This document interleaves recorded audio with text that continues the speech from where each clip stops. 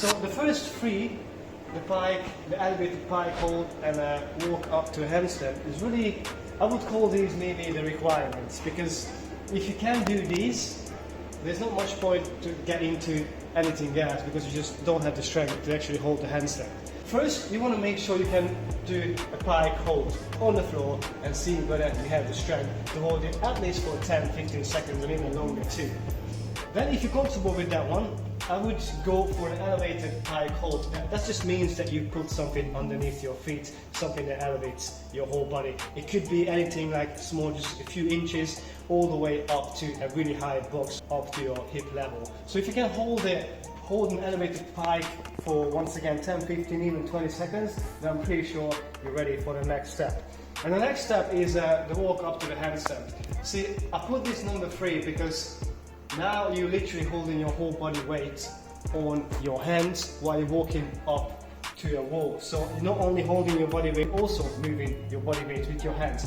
So if you can do that too, then you're definitely ready for harder progressions, and I don't think you have any issues with it. Now we go into number 4, and that's the kick-up. So I think the kick-up could be quite hard for some people because it's scary. It's scary because you have to be upside down. So for that, once again, we're gonna use a box first. This time, we're gonna use a higher box first and then work our way down to a lower box. So use a high box and try to do small kick-ups. If you're comfortable with that one, then you can always just go a little bit lighter, not lighter, a little bit lower box. So eventually you're going to be able to kick up from the floor. So if you're happy with that one as well, then you can actually start practicing the kick up to the wall. And that would be literally, the wall is right in front of you, you're going to come a few inches away from the wall and you start kick up to it. So you're putting your whole body weight on your hands and you're going to be able to control it. So if you're all happy with these, then we have to learn something that's like a safety, and that's the dismount. The dismount is super important because if you ever have to bail out of a handstand, then you gotta know how to do that, so you don't hurt yourself, you don't fall on your back, or you don't hurt your neck or your head or something like that. So dismount will be really important for you to master. This is almost like a cartwheel. So when you do a cartwheel, you pretty much land the same way as you bail out of a handstand. So practice that and make sure you're comfortable with this one, because the more you get into your handstand, the more difficult handstands you're going to be doing. You really want to make sure that your dismount is always spot on. So for example, it doesn't matter where I do my handstand, I always dismount to my left side. That's more natural for me. So you might find you're better off right side or you're better off left side. It's up to you. Okay, if you get all that covered, now you're ready to do the freestanding handstand, and that's just going to be on the floor, freestanding, without any help or without any wall. That's why it's really important to learn the dismount, because a lot of times you're going to do the freestanding and you're just going to fall, but because you have the dismount in your vocab, you know how to hurt yourself. So that's it. Now we work the way up to freestanding handstand. And the last 3 on our list is really the technique that really helped me to actually learn the handstand and hold it for longer, because honestly guys, it took me a year to learn it. And no one taught me, I literally had to figure everything out myself. So luckily you have this list that I went through, so you might be able to learn it quicker, it might take longer, that doesn't matter, as long as you learn it, I think that's the whole goal. So number 8, fingers and bums. I know it sounds a bit silly, but this is how I reminded myself what I have to kind of pay attention to. And by fingers, I mean when you're pushing your fingers down, that's how you bring your handstand back up. So instead of falling and trying to straight go to a dismount, if I'm pressing my fingers down, that will bring me back to a straight handstand. Almost like the same if I was just standing like normally like this and someone pushed me from the back. For me, if I don't want to fall, I'm pressing my toes down like this. So that brings me back. That's literally the same principle as we use with our fingers. And it's really important to make more force, or to be able to create more force through our fingers. What I do is a spider kind of shape. So instead of just pressing my fingers down straight, I'm gonna pull my knuckles up, and then you can put more force through the fingers. Try that way and it's definitely gonna help you. The bum just means when I'm in a handstand position, and if I was to fall back to my initial startup position, if I stuck my bum out, it literally brings me back to normal again. So these are the 2 ways to save a handstand from falling, bending your elbow slightly. That's also something that helps you bring the handstand back to a straight handstand. Okay, number 9 is practice handstand on parallettes. I think this was a massive key in my handstand game. I think it really gave me the strength and also the technique to be able to hold a handstand in this position. So when you hold the parallettes, obviously you're not working on your fingers as such. You hold in the handstand like this. So these small adjustments will be the ones that brings you back and forth of falling of the handstand. So definitely practice the parallettes.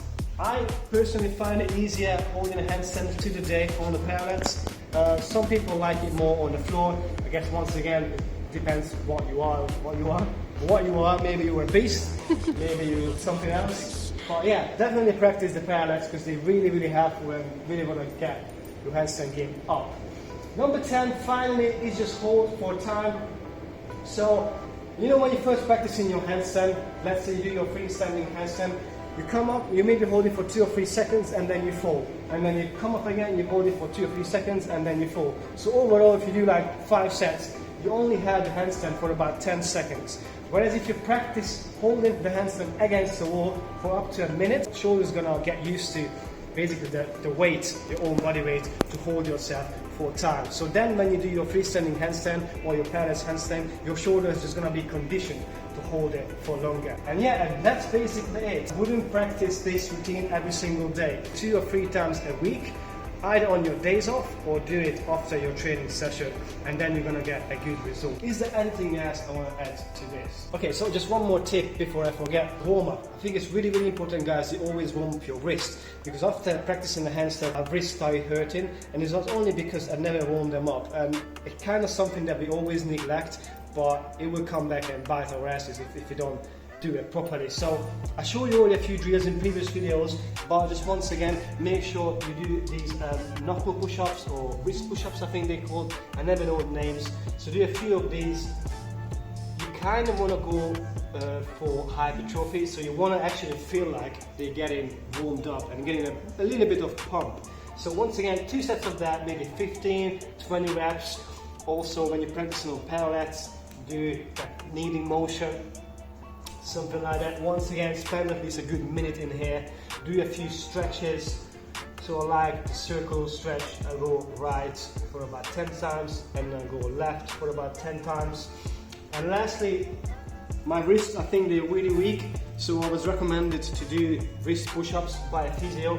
But the thing is with this one, you have to be really careful. So I can't do a few actual push-ups on this one, only knee push-ups. So not even knee push-up, this is almost like a really bad position push-up, but that's all my wrist can manage. But it doesn't really matter because it does condition my wrist. So I do this a couple sets as well before my handstand work, and eventually, maybe I can now, I can actually work my way up to a knee push-ups on my wrist. I know it looks weird, but it really strengthens your wrist. And you know, you're gonna thank me later on, because the worst thing that happened to me was actually stopping to practice the handstand because I had wrist pain constantly, and even though I was using the wristbands, they were just so painful that I couldn't do anything. So don't do the same mistake, learn from my mistakes and make sure you warm up. Do you have any questions, Cara? No questions? Okay, no questions. Okay, I guess it's all clear then. Right, so practice this. If you have any questions to me, maybe leave a comment in a comment section below, and I'm gonna try and answer the question in another video or something like that. Cool, hope you find this helpful. If you like it, then click the button and subscribe to the channel so you help us grow.